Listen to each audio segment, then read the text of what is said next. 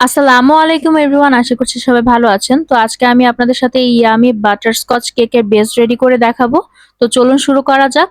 তো এখানে আমি প্রথমেই ড্রাই ইনগ্রেডিয়েন্টস গুলো আলাদা করে নেব। তো তার জন্য প্রথমে আমি হাফ কাপ ময়দা নিয়ে নিয়েছি, তারপর 1/4 চা চামচ বেকিং পাউডার দিয়ে নিচ্ছি, আর পরিমাণ মতো লবণ দিয়ে এটাকে চেলে আমি সাইডে রেখে দেব। তো এখানে যে ক্লাম্পস গুলো থেকে যাবে সেগুলো আমি ফালিয়ে দিয়ে তারপর রেখে দেব।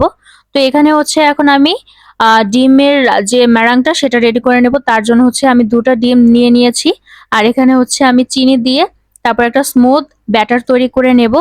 তো খুবই ভালো করে এই ব্যাটারটা তৈরি করে নিতে হবে, যেন কোনো প্রকার চিনির দলা দলা থেকে না যায়। তাহলে কিন্তু কেকটা বেক করার পরে উপরের ভাবটা কিন্তু ভেজা ভেজা থাকবে। তো সেটা খুবই ভালো করে খেয়াল রাখতে হবে। আর দেখতেই পাচ্ছেন যে কনসিস্টেন্সিটা কেমন হয়েছে। এরপরে আমি আমার যে ড্রাই ইনগ্রেডিয়েন্টস গুলো আছে সেগুলো আমি অ্যাড করে দিচ্ছি একসাথে, তারপর খুবই আলতো ভাবে এটাকে মিক্স করে নেব। ভিডিওটা আমি ফাস্ট করে দিয়েছি, তাই দেখে মনে হচ্ছে যে আমি বেশি তাড়াতাড়ি করে করে নিচ্ছি, বাট সেরকম নয়। তারপর আমি এখানে ফ্লেভারিংটা দিয়ে হাফ টেবিল স্পুনের মতন তেল, আর এখানে পানি বা দুধ যে যেটা প্রেফার করেন সেটা ইউজ করে খুব ভালো করে মিক্স করে নেব। এরপর আমি যে হাইট মোল্ডে কেকটা বেক করব সেটা আগে থেকে তেল ব্রাশ করে নিয়েছিলাম, এখন সেটা ঢেলে দেব।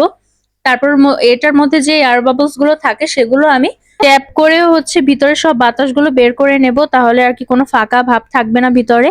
এটা আপনারা চুলোতেও বেক করতে পারেন। আমি ওভেনে 160°C 40 মিনিটের জন্য বেক হয়ে যাওয়ার পরে আমি ওভেনে রেখে দিয়েছিলাম, তাহলে কেকটা চুপসে যায় না।